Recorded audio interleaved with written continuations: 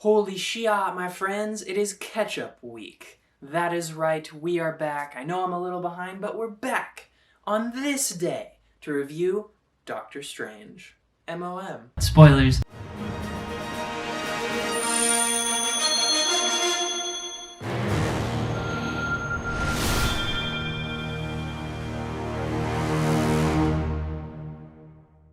So, as is the nature of catch-up week, this will be a quick video, that's right. Just have some very simple things to go over, reviewing Doctor Strange in the multiverse of madness, baby. So, right out of the movie theater about a few days ago, I was pretty positive about this movie. I was like, yo, probably solid 8, maybe moments up to a 9. But as that movie theater high calmed me down, I was like, alright, probably a little overkill on that one.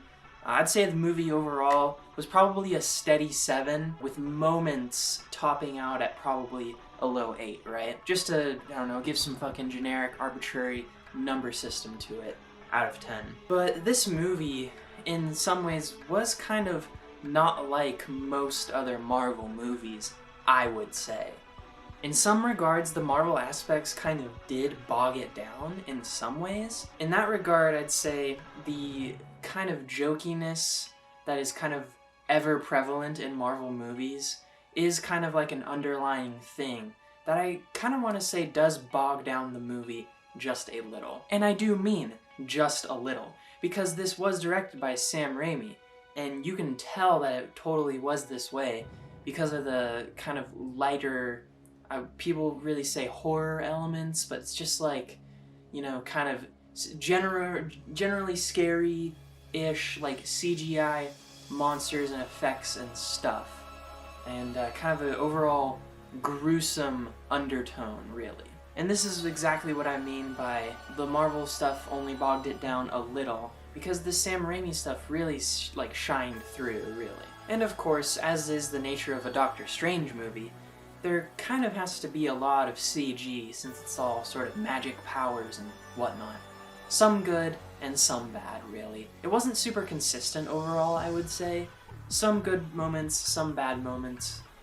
That being said, though, I would say the writing overall was fairly decent, in my opinion. The overall plot and the themes and the characters weren't all that bad, even for a Marvel movie, which is why I kind of think this is a above-average Marvel movie. And its writing style, I never felt like the jokes were overtly shoved in, kind of in that Marvel fashion. Sure, there still were some, you know, jokes or puns or whatever. That is kind of typical, like I said before. But in this movie, it never felt like overly forced. It never felt like, you know, you're supposed to laugh right now, right here. It never felt like that button was constantly being mashed, so to speak. And overall, I'd say another reason that I liked this movie personally was it was just kind of relatable, I would say. That's another kind of strength, really, of its writing, was I felt like whoever kind of came up with this plot may be, you know, pretty in tune, I would say, with, like, nerd culture or whatever, or I don't know, their writing team just had a pretty good idea overall, I would say.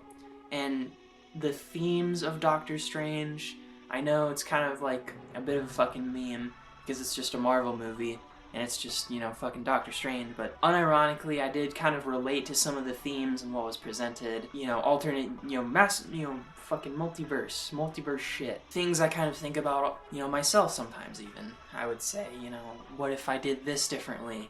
You know, the universe where I chose X instead of Y, how would that be going? And kind of thinking about what one's life is like really meant for and how you're supposed to find meaning and stuff. It's kind of an entry point into those broader questions. And another thing that was asked in the movie, and was kind of a, you know, one of those setup lines that, although cheesy, I did like, was the question, are you happy? And that's something that just pervades throughout the whole movie, really. And when considering, like, the multiverse and whatnot, you know, thinking about how you could be happier if you made different decisions and that kind of thing is just personally relatable to me. I don't know how you feel, but I'm almost certain everyone has regrets, right? So I feel through that line almost everyone should be able to relate to this movie in some degree. Holy shit, Wanda, pretty OP. Goddamn. Holy shit, she fucked up the Illuminati. That's insane. The Illuminati consists of Reed Richards, or Mr. Fantastic, a black Captain Marvel, Peggy Carter as Captain, not Captain America, but Captain United Kingdom, or Captain England? I don't fucking know what the name is. Goddamn. And Charles Xavier, and what was this? There's like Black Volt or something? Guy with the voice. And then one of Doctor Strange's previous enemies. It was like Kondo or some shit. They were I mean, they looked so OP, right? But then Wanda just came in and like fucked them up, and it was kind of insane how like you were kind of expecting sort of them to be like powerful and have some sort of element of scale, but she just went in and just blew them all the fuck out. It was kind of insane. I don't know, kind of a more of a gripe really with retarded power scaling ideas, I guess. But that being said, that was a quick review of Doctor Strange and the Multiverse of Madness, and done.